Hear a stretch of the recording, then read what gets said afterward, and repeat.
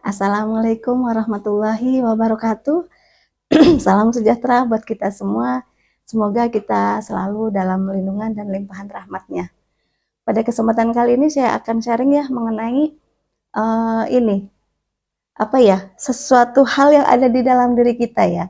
Bahwa memang ya kita di video-video kemarin memang kita banyak membahas mengenai apa-apa saja yang ada di dalam diri kita ya.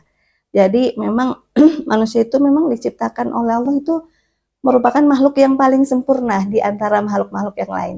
Karena kita mempunyai perangkat-perangkat atau piranti yang tidak dimiliki oleh makhluk yang lain, kayak misal oleh yang lain-lain kayak hewan, kayak tumbuhan, bahkan dengan malaikat pun itu sebenarnya lebih sempurna manusia dari malaikat, karena malaikat itu kan menjalankan apa yang diperintahkan seperti itu. Tapi kalau manusia itu bisa memerintah ke malaikat sebenarnya ya, karena memang diciptakan sebagai khalifah ya. Jadi piranti-pirantinya itu lebih komplit dan lebih lengkap. Nah, seperti itu ya. Nah, bahwa di sini saya akan membahas mengenai bagian dari diri kita, yaitu manusia itu kan terdiri dari badan kasar dan badan halus. Ya, ada badan kasar, badan materi kita, badan fisik kita, jasmani kita. Dan ada badan halus atau rohani kita, atau roh kita, atau badan energi ya, seperti itu ya. Jadi manusia itu merupakan makhluk materi dan juga makhluk energi. Nah, seperti itu. Nah, itu juga makanannya juga berbeda antara makhluk materi dan makhluk energi. Jadi kalau misalkan makanan-makanan kayak misal kita, jasad kita nih kan butuh makan, butuh istirahat, ya, butuh makan, butuh apa namanya, nasi, makan nasi kan makanan pokok kita, nasi, terus makan bakso, makan soto gitu kan, perlu olahraga, itu fisik kita yang butuh makanan itu. Nah, tetapi kalau rohani kita, ya, badan halus kita itu justru malah tidak butuh makan, kayak gitu. Dan makanannya pun tidak butuh makan, itu butuhnya berpuasa. Jadi semakin kita sering melatih diri kita untuk berpuasa ya, entah itu jenis puasa apapun, kayak misal contoh, puasa itu kan bermacam-macam ya, apalagi kan ini kita memahami pelajaran ajaran leluhur itu kan banyak bervariasi di tanah Jawa. Jenis-jenis puasa itu beraneka ragam sesuai dengan tujuan dan hajat masing-masing ya. Nah, jadi dengan kita sering-sering berpuasa itu merupakan suatu makanan, badan halus kita akan semakin kuat, batin kita akan semakin peka, seperti itu. Jadi itu merupakan ini ya, asupan-asupan yang sangat bergizi untuk badan halus kita dengan berpuasa ya. Jadi badan kasar kita butuh makan bakso, soto, nasi gitu kan. Terus minuman, kopi, itu badan kasar kita. Kalau badan halus kita ya butuhnya berpuasa. Seperti itu. Makanya di dalam Islam itu diajarkan dalam 1 tahun itu ada bulan Ramadan, 1 bulan untuk berpuasa. Itu juga sangat bagus sekali, baik secara jasmani, secara medis ya, berpuasa itu sangat bagus untuk kesehatan kita. Dan baik juga secara non fisik ya. Jadi secara spiritual itu juga bisa membangkitkan daya energi kita dengan berpuasa. Kayak gitu ya. Nah, selain berpuasa juga itu ada makanan-makanan badan halus gitu tuh sudah disiapkan ya sama Allah, itu berupa Asmaul Husna. Jadi itu sebagai amalan wirid ya. Jadi zikir ya, berzikir itu merupakan nama-nama Allah yang ada ya, dijelaskan itu kan ada 99 nama. Nah, sebenarnya nama Asmaul Husna itu ada 100. Kalau kita bisa tembus ke 99, maka akan bisa mencapai yang 100. Yaitu namanya Ismul Azam ya, seperti itu ya. Jadi ya butuh proses lah ya untuk ke sana ya. Sebenarnya itu merupakan asupan-asupan yang sangat yang sangat penting, yang sangat berharga untuk bergizi ya, untuk kesehatan badan alus kita. Ya banyak ya, asupan apa makanan-makanan badan alus itu sebenarnya banyak ya. Jadi ini badan alus yang ada di dalam diri kita ya, bukan yang di luar ya, kayak misal jin, apa jin apa, priangan atau apa kayak itu kita nggak membahas itu ya. Jadi piranti atau perangkat yang ada di dalam tubuh kita yang dari semenjak kita lahir itu selalu menyertai kita. Jadi kita lahir ke dunia itu nggak sendiri. Ada hal-hal yang selalu mendampingi kita. Kayak misal manusia terdiri dari 4 unsur alam itu, terus dari 4 malaikat ya kan, Jibril, Mikail, Israil, Israfil. Terus manusia juga dibarengi dengan 4 nafs ya. Kalau di dalam Islam itu 4 nafsu, 4 nafsu 4 perkara, yaitu alwamah, sofiyah, mutmainah, dan amarah. Nah itu setiap manusia ada, dan itu masing-masing mempunyai energi tersendiri ya. Kalau sudah aktif, sudah bangkit, itu juga nantinya akan lebih bagus lagi buat ini ya, kehidupan kita nantinya, dan untuk lebih mudah kita untuk bisa mengenal Tuhan ya, karena kita mengenal Tuhan itu dari dalam, kayak gitu. Nah, kita mengenal Tuhan dari dalam. Nah, yang akan saya bahas di sini tuh mengenai ini ya, hati ya, mengenai hati atau kolbu. Nah, sebenarnya kalau kita memahami ya mengenai ilmu kolbu atau ilmu hati, itu sebenarnya teramat sangat luas sekali. Nggak bisa dijabarkan dalam apa ya, konteks tertentu kayak misal seperti ini, seperti itu, bagaimana gitu. Itu hanya sebagian kecil aja. Sebenarnya kalau dijabarkan itu ya sangat banyak sekali sebenarnya. Karena memang manusia itu ada ini ya, dibekali juga dengan di dalam hati itu kan luasnya melebihi langit dan bumi, dan kekuatannya pun melebihi langit dan bumi. Jadi hati itu kan juga mempunyai struktur ya. Kalau di ajaran leluhur itu ada jagat kumelar dan jagat ginulung. Atau mungkin alam semesta itu yang ada di luar diri kita, dan semesta alam itu ada di dalam diri kita, semesta alam. Nah, seperti itu ya. Jadi hati itu pun mempunyai struktur tersendiri. Jadi manusia ada ini secara garis besar ya. Ada namanya badan kita ya, ada jiwa, ada nyawa ya. Jadi nyawa itu yang menyatukan, ada badan fisik kita itu yang menyatukan raga dan raga dan roh dan jasad itu disebut dengan nyawa, gitu kan. Nyawa bergabung, nyawa itu banyak di dalam tubuh kita. Nyawa ya, jadi nyawa bergabung itu disebut dengan sukma. Nah, bergabungnya antara beberapa banyak nyawa yang ada di dalam tubuh kita itu disebut dengan sukma. Nah, itu kan hanya sebagian secara garis besarnya saja ya. Nah, kalau di dalam diri kita itu kan ada hati. Nah, hati itu mempunyai struktur, yaitu ada namanya yang lapisan paling luar itu adalah fuad. Ya kan, fuad. Nah, fuad itu mempunyai inti lagi. Nah, fuad itu kalau dijelaskan juga jadi banyak ya. Nah, jadi kita ringkas aja ya. Fuad itu ada intinya lagi ya. Inti dari fuad, isi di dalamnya itu adalah ada lubs ya. Ada lubs. Nah, di dalam lubs itu ada isinya lagi, intinya lagi, disebut dengan sir. Di dalam sir itu ada intinya lagi, itu disebut dengan roh. Nah di sini kita roh itu, kalau roh itu suci ya, roh itu suci, roh itu kudus. Jadi roh itu nggak ada sifat-sifat ini keduniawian, sifat-sifat materi, sifat-sifat ya yang sifatnya duniawi itu nggak ada. Kalau roh itu sifat-sifat ketuhanan. Jadi bagaimana cara kita untuk bisa mendekatkan diri menuju kepada Tuhan. Nah, itulah sifat-sifat roh itu ya. Jadi roh itu suci.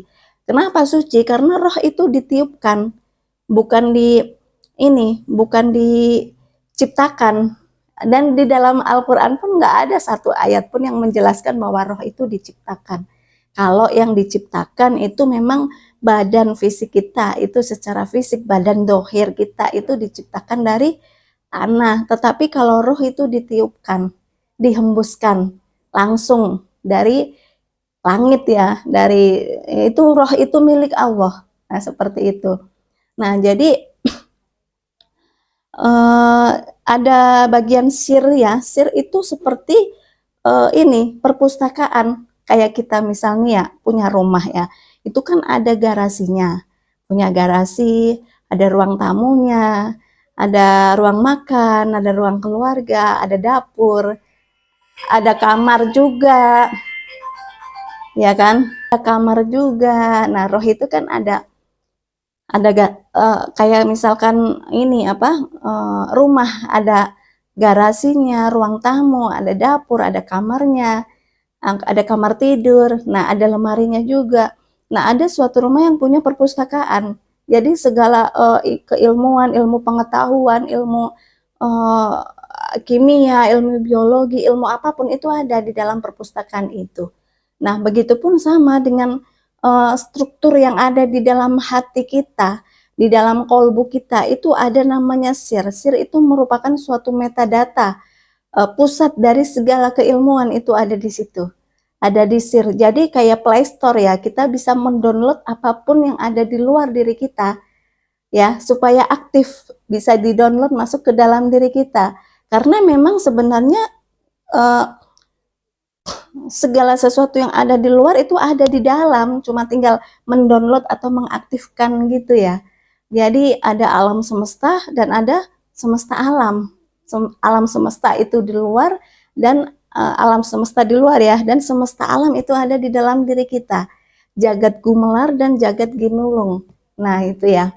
Nah, jadi itu diusahakan terkoneksi. Nah, begitupun di dalam ilmu hati, ilmu kolbu ya, atau mungkin istilah kita itu ilmu rasa ya, ilmu hati itu ada ini.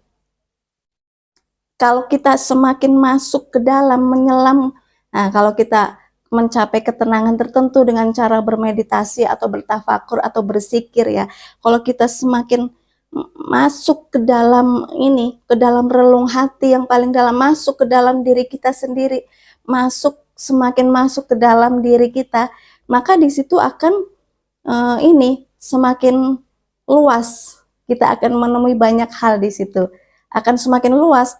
Kan kalau secara logikanya kayak misal lapisan terluar kan fuad, ada di dalamnya lagi ada lubs, di dalamnya lagi ada sir, di dalam sir itu ada roh, itu kan semakin kecil, semakin ke dalam itu kan semakin kecil. Nah, tetapi kalau ilmu hati, ilmu kolbu itu kita semakin masuk ke dalam diri kita, semakin masuk ke dalam hati kita, itu akan semakin luas di situ. Nah, makanya luasnya hati itu bisa melebihi luasnya langit dan bumi. Itu ada ini ya, peribahasa seperti itu ya, memang seperti itu, di Quran pun dijelaskan seperti itu. Kayak gitu. Bahkan Nabi Musa pun ya, nabi yang pinter ya, yang punya kelebihan dibandingkan yang lain, itu dia beliau ingin melihat Allah secara langsung, itu nggak bisa, pingsan, gunungnya meletus, nggak mampu, nggak bisa. Tetapi kalau kita merasakan kehadiran Allah di dalam diri kita, itu sangat mungkin dan sangat bisa. Karena memang hanya dengan itulah kita bisa berkomunikasi dengan Tuhan, bukan dengan gerakan fisik kita ya, bukan dengan gerakan fisik kita, bukan kita dengan mata telanjang kita, dengan merasakan dengan tangan kita, itu nggak bisa. Itu kalau kita mau deket sama Tuhan, berkomunikasi langsung, itu ya harus melalui roh itu, karena roh itu yang suci, yang ditiupkan, dihembuskan, itu roh itu punya Allah ya. Jadi kita nggak bisa melihat Allah itu dengan wujudnya. Nah, kita mengenal Tuhan itu bisa dengan sifat-sifatnya, dijelaskan di dalam Asmaul Husna ya, 99 sifat. dan kita juga berusaha untuk mensifatinya, ya, dari 99 itu. Nah, yang kedua kita bisa mengenal Tuhan dengan zatnya, yang ketiga kita bisa mengenal Tuhan dengan rahasia-rahasianya, ya kan? Terus kita bisa mengenal Tuhan dari hasil dari ciptaannya, ya, dari alam semesta, makhluk hidup yang ada di alam semesta. Kan nggak mungkin alam semesta terbentang luas, nggak ada yang menciptakan. Nah, itu kan nggak mungkin ya. Nah, jadi kita nggak bisa mengenal atau melihat Allah itu langsung dari wujudnya, nggak bisa. Karena itu memang nggak bisa dirumuskan. Kecuali kita melihat dari memahami, mengenal dari sifat-sifatnya, itu ada di dalam Al-Quran Asmaul Husna, dari zat-zatnya, ya kan, dari rahasia-rahasianya, dari hasil ciptaannya. Nah, itu bisa dari situ ya, untuk kita bermakrifat kepada Allah itu kan ada banyak jalan kayak gitu. Nah, terus yang selanjutnya, roh itu kan ditiupkan, jadi roh itu suci. Nah, kalau roh itu mempunyai badan fisik kita ya, orang kan ada gerak, ada ini, ada gerak, ada diam. Kalau kita fisik kita bergerak, maka batin kita diam, kayak gitu. Kalau fisik kita diam, maka batin kita akan bergerak, akan bangkit, akan aktif. Nah, makanya di situ kita perlu bertafakur atau loading ya. Kalau kita mendownload perlu bertafakur, butuh ketenangan, buffering ya, butuh ketenangan, butuh bertafakur, butuh loading, ya, seperti itu. Jadi itu dibutuhkan, itu bisa dengan cara kita bermeditasi, bisa dengan cara kita berzikir di malam hari, ya kan, bisa dengan kita bertakarub, ada banyak cara lah seperti itu. Nah, roh itu nanti kalau kita sering apa namanya, kayak olahraga kan, bina raga itu kan badan kita yang dibina supaya ototnya kuat, bina rasa supaya rasa kita itu kuat, batin kita kuat kan ya. Jadi mengolah energi itu supaya roh energi kita kuat. Nah, jadi kalau roh kita itu sering dikasih makanan-makanan yang bernilai gizi tinggi ya untuk kebutuhan roh kita, maka roh kita pun nanti akan semakin kuat. Roh memang tidak terlihat, tetapi sebenarnya itu ada wujudnya. Karena Allah itu melihat hambanya itu bukan melihat dari fisiknya, bukan melihat dari tampil fisiknya, terus dari badannya, dari warna kulitnya, itu enggak. Allah melihat seorang hamba itu melihat ke rohnya, ke hatinya, ke kolbunya, ke roh. Roh itu kan ada di dalam kolbu, di dalam hati. Itu melihat ke rohnya, karena sebenarnya roh itu ada bentuknya. Ya memang kita nggak bisa ya melihat secara langsung mata telanjang kita melihat roh itu seperti apa ya, kecuali mata telanjang kita ya bisa melihat bentuk fisik kita, wajahnya, badannya, tubuhnya, postur badannya bagaimana. Nggak bisa melihat roh itu atau melihat hati sesuatu. Hati itu juga ada bentuknya. Makanya ada hati yang jelek, ada hati yang jahat, ada hati yang ini ya, berpenyakit. Nah, ada hati yang sehat, ada hati yang bagus, ada hati yang cantik, ada hati yang cakep. Nah, ada hati yang seperti iblis. Nah, hati itu pun ada bentuknya. Cuman kalau kita untuk melihat itu, ya kita harus paham ilmu itu, harus paham ilmu hati. Kayak seseorang nih, kita melihat orang lain, dia punya kemampuan ini, indera keenam, misal kebatinan, punya ilmu batin atau enggak. Iya, kita untuk mendeteksi itu pun kita harus frekuensinya sama, supaya bisa gitu kan, bisa mendeteksi. Kayak misal contoh sama, kalau kita punya ilmu hati, nah ilmu kolbu, nah kita juga bisa mendeteksi hati seseorang. Itu bentuknya bagaimana, wujudnya seperti apa, itu bisa. Getarannya itu bagaimana, itu bisa, ada ilmunya. Nah, jadi makanya nggak heran ada sebagian orang yang bisa hanya dengan melihat wajahnya aja, itu udah bisa tahu apa yang ada di dalamnya.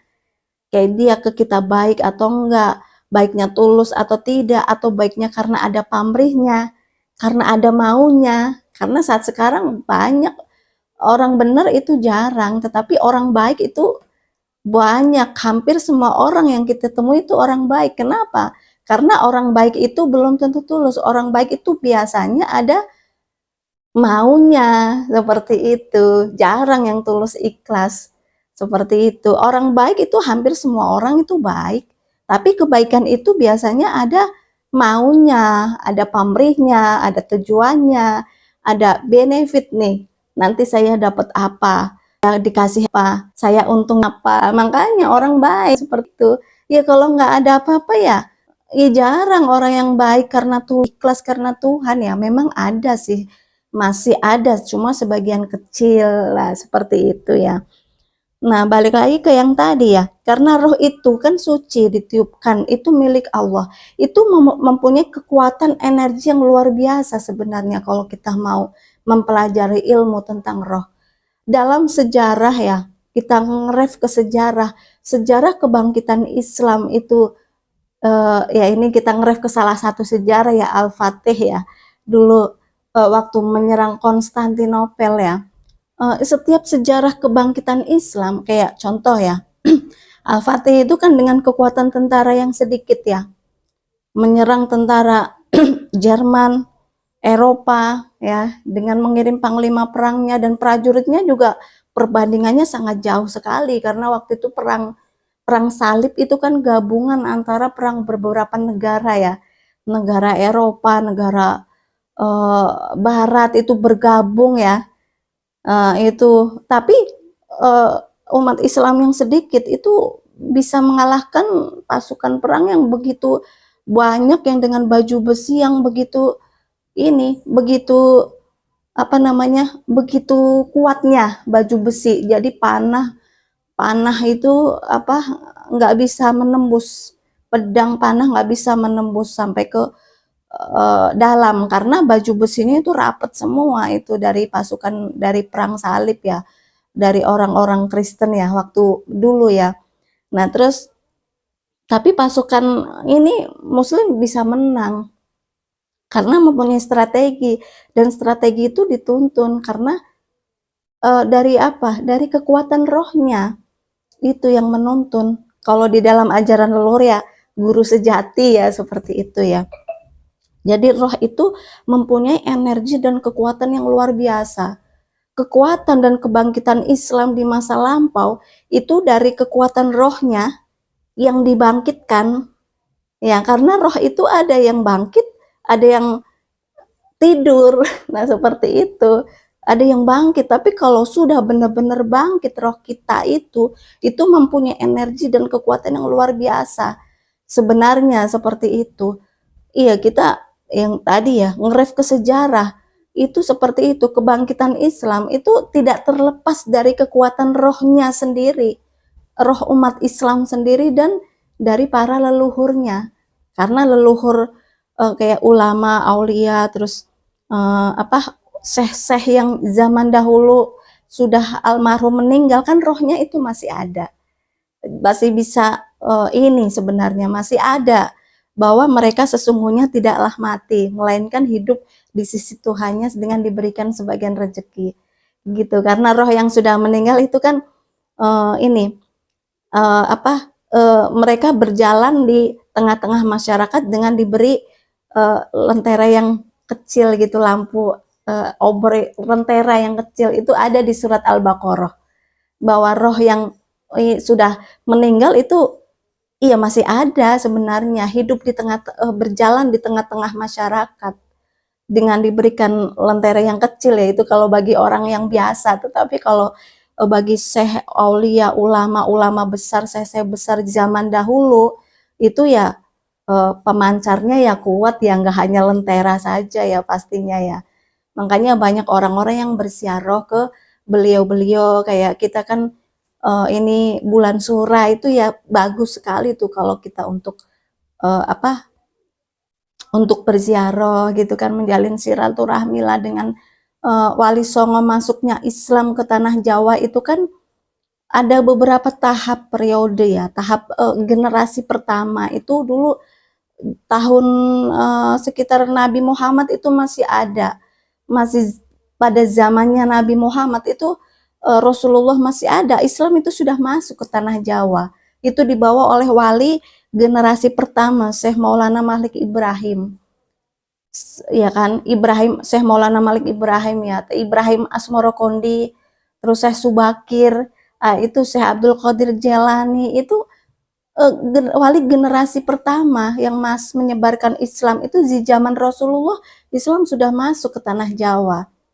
Nah, syekh-syekh yang dikirim ya, kayak Islam disebarkan ke penjuru dunia ya, ke Eropa, ke Jerman, itu kan melalui perang, melalui peperangan. Tetapi disebarkan ke tanah Jawa itu dikirim apa? Dikirim itu wali, dan wali itu mempunyai daya linuih yang disebut dengan karomah, yang mempunyai kedekatan khusus dengan Tuhannya. Jadi dikasih kelebihan-kelebihan yang tidak dimiliki orang lain untuk menyebarkan ajaran Islam ya. Jadi dulu sakti-sakti beneran dari wali, dari Syekh Maulana Malik Ibrahim ya, Ibrahim Asmorokondi, Syekh Subakir, Syekh Abdul Qadir Jelani, beliau bertapa di padang pasir 23 tahun di padang pasir, dibimbing oleh gurunya. Nah, karomahnya keluar kayak gitu. Jadi ya kalau ilmu wali ya memang seperti itu. Jadi banyak yang bertapa. Jangankan, jadi itu di dalam Islam pun ada diajarkan. Nabi Muhammad aja sebelum ini dia mendapatkan wahyu, bertapa dia di Gua Hiro. Terus ngapain di Gua Hiro sampai sampai ini ya, sampai ada sarang laba-laba gitu kan, sampai ada sarang laba-laba. Terus gua Hiro itu kan begitu sempit ya, terus ngapain di situ sampai berapa lama kayak gitu? Ia bertafakur, ia berdiam diri, ia bertapa. Kalau istilah orang leluhur kita itu bertapa, untuk bisa mendekatkan diri kepada Tuhan, untuk mendapatkan pencerahan. Nah, seperti itu, untuk bisa tenang. Nah, makanya di ajaran leluhur Jawa itu banyak orang-orang yang mengikuti itu. Nabi Muhammad aja bertapa. Sekarang nabi-nabi yang zaman dahulu, semua nabi, hampir semua nabi itu sebenarnya bertapa. Kayak gitu, termasuk juga Nabi Muhammad di Gua Hiro sebelum mendapatkan wahyu. Nah, jadi bertapa itu pun sebenarnya ada ya di dalam ajaran Islam, itu ada. Cuma memang ya sedikit, dan itu cara penyampaiannya juga harus pelan-pelan, harus apa namanya, mempelajarinya harus ini hati-hati, karena nanti takutnya salah penafsiran, nanti kan jadi repot ya kalau salah penafsiran. Nah, jadi dengan kita melakukan bertafakur, kita bersemedi ya, atau bertapa, atau kita menyepi atau nenepi kan, untuk lebih mendekatkan diri, hati kita, rasa kita kepada Tuhan, itu nanti roh kita itu akan bangkit dan semakin kuat. Kayak gitu. Kebangkitan umat Islam itu kekuatannya itu dari rohnya sendiri dan dari para leluhurnya. Kayak gitu.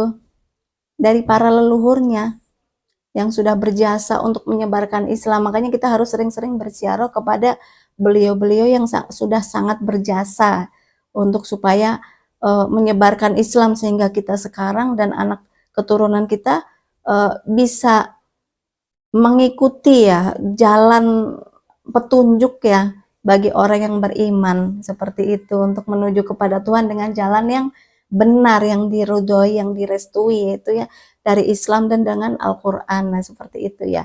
Jadi ziarah itu perlu, apalagi di bulan sekarang ya, bulan Suro. Nah, bulan Suro itu kenapa kita nggak boleh senang-senang? Karena bulan Suro itu adalah bulan berduka. Jadi kalau bukan Nyai Loro Kidul ini ya, Nyai Loro Kidul itu mantu ya, hajatan itu kan cerita yang dibikin oleh penjajah waktu itu, oleh Belanda, untuk menyimpangkan ajaran yang sesungguhnya. Kalau bulan Suro itu bukan Nyai Loro Kidul itu punya hajat terus kita nggak boleh apa-apa. Karena bulan Suro itu adalah bulan berduka. Waktu zaman tahun dahulu, waktu anak keturunan Rasulullah itu dibantai habis-habisan. Sampai keturunannya habis, tapi hanya ada yang tersisa. Itu yang masih bayi, yang masih kecil. Dibantai habis. Itu di bulan Suro. Makanya bulan Suro itu bulan berduka. Kita nggak boleh senang-senang.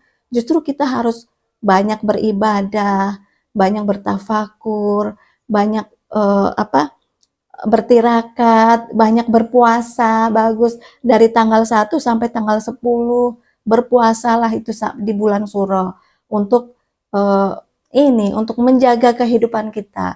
Karena bencana selama 1 tahun itu diturunkan dalam 1 bulan di bulan Suro. Makanya bulan Asyura atau bulan Muharram itu banyak terjadi musibah, bencana-bencana yang terjadi, kecelakaan, musibah, apalah, inilah, itu banyak di bulan Suro. Karena memang bencana dalam 1 tahun itu diturunkan di bulan Suro. Makanya kita harus banyak-banyak berpuasa, bertirakat, berzikir. Kita banyak mendekatkan diri kepada Tuhan supaya dijaga dan dilindungi ya. Jadi bulan Suro itu merupakan bulan duka. Rasulullah keturunannya itu dibantai semua sampai habis. Hanya ada yang tersisa keturunannya yang masih bayi saat itu ya. Jadi ya kita harus banyak-banyak beribadahlah di bulan Suro. Jadi kita nggak boleh senang-senang. Kita juga kurangilah aktivitas keluar rumah dan supaya kita bisa lebih mendekatkan diri kepada Tuhan. Nah seperti itu. Nah jadi balik lagi ke yang tadi ya. Roh kita itu kalau kita asah, kalau kita beri asupan yang bagus, itu akan mempunyai energi kekuatan yang luar biasa sebenarnya. Ya, roh kita, karena roh itu suci. Roh itu langsung ditiupkan dari Allah, milik Allah. Gitu, nggak diciptakan seperti badan kita fisik ya. Itu mempunyai energi dan kita ngeref ke sejarah juga. Banyak syekh-syekh ulama, kiai, ulama-ulama besar ya, syekh yang keramat ya di zaman dulu. Itu rohnya bangkit. Kan makanya banyak ya seperti itulah ya kita ngeref ke sejarah ya. Banyak dikasih kelebihan-kelebihan dan ya sesuatu kemampuan yang tidak dimiliki oleh orang lain. Jadi itu roh itu mempunyai energi yang sangat luar biasa sebenarnya. Karena roh itu suci dan kudus. Nah, seperti itu ya. Jadi ya supaya kita bisa mencapai ke tingkat sir, ke roh, ya kita harus sering membersihkan hati dan jiwa kita. Dan ada banyak cara ya untuk metode untuk bisa dengan berpuasa, berzikir atau bertirakat, nggak tidur di malam hari, itu banyak sekali untuk membersihkan hati dan jiwa supaya roh kita itu naik. Kalau fisik kita turun dengan puasa, badan fisik kita turun, kan roh kita akan naik, akan bangkit. Nah, seperti itu.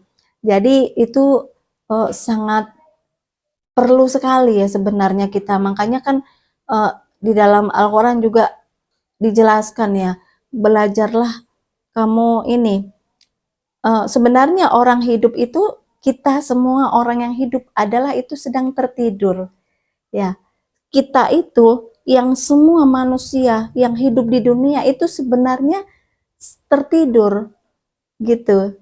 Badan kita hidup, tetapi sebenarnya kita tertidur. Nah, nanti kalau kita sudah memejamkan mata, benar-benar memejamkan mata untuk selamanya, dalam artian kita sudah meninggal, barulah kita terbangun. Nah, jadi sebelum kita benar-benar mati beneran, maka belajarlah untuk melek ilmu akhirat, untuk melek, untuk mengetahui, untuk bangkit ilmu-ilmu nanti kita di akhirat. Nah, dengan cara apa? Salah satunya dengan belajar matilah sebelum hidup. Belajar matilah sebelum kamu benar-benar mati. Ya, belajar mati sebelum kita benar-benar mati. Nah, mati di sini dalam artian mematikan secara maknawi ya. Mematikan pikiran kita dari unsur duniawi, mematikan empat ini apa nafsu-nafsu yang ada di dalam diri kita kayak gitu. Belajar kalau bahasa Jawa itu mati sajroning urip, mati di dalam hidup. Itu salah satunya ya kalau dulu dengan bertapa, dengan bermeditasi, dengan ya banyak hal lah. Mati sajroning urip. Belajarlah, latihanlah supaya kita melek untuk bisa belajar ilmu-ilmu akhirat. Sebenarnya manusia yang hidup itu dalam keadaan tertidur. Nanti kalau sudah benar-benar memejamkan mata untuk selamanya, udah meninggal, barulah mereka terbangun. Rohnya yang terbangun, ya kan? Karena roh itu kan enggak enggak mati, yang mati itu kan jasad kita, raga kita yang dikubur di dalam tanah. Tapi sebenarnya di dalam Islam itu enggak ada kematian. Roh itu kita akan tetap terus hidup. Kayak gitu. Akan tetap terus hidup. Yang mati itu badan kita, jasad kita. Secara fisik inilah yang dikremasi, ada dibakar, ada dikubur dalam tanah, ada dilarung di sungai. Itu kan jasad kita. Tapi roh kita akan tetap terus hidup. Nggak ada. Kalau kita memahami ilmu tasawuf, itu nggak ada istilah kematian. Itu nggak ada di dalam Islam. Adanya berpindah alam. Jadi setelah orang meninggal, kayak jasad kita dikubur, itu roh kita akan tetap hidup, tetapi alamnya berpindah ke alam yang lain. Kan manusia itu ada beberapa tahap-tahapan alam yang dilalui. Dari alam kandungan, alam dunia, nanti alam barzah, nanti alam-alam lain, ada alam nasut, alam jabarut, alam laut. Nah, itu kan banyak ya alam-alam ya. Nah, itu banyak yang kita lalui dan juga ya perlu untuk kita mengetahui untuk memahami itu ya. Nah, jadi kita berusaha lah ya sering-sering mendekatkan diri kepada Tuhan dan supaya sering dikasih petunjuk jalan gitu kan, dikasih cahaya. Nah, terus berusahalah untuk membangkitkan roh kita, belajar supaya benar-benar bangkit dan berenergi seperti itu. Ya, jadi ya itu banyak sekali ya kita belajarlah dari para ulama-ulama terdahulu ataupun syekh-syekh yang sudah almarhum ya. Mereka rohnya itu kuat-kuat kayak gitu rohnya. Bahkan sampai sekarang pun itu masih memberikan banyak barokah kepada orang-orang yang masih hidup. Seperti itu. Nah, jadi mungkin sementara itu ya yang saya sampaikan pada kesempatan kali ini ya mengenai sedikit ya mengenai pengetahuan atau pemahaman tentang roh ya. Nah, juga ya mohon maaf ya jika ada kekurangan dan kesalahan. Sampai ketemu di video-video yang selanjutnya. Wassalamualaikum warahmatullahi wabarakatuh.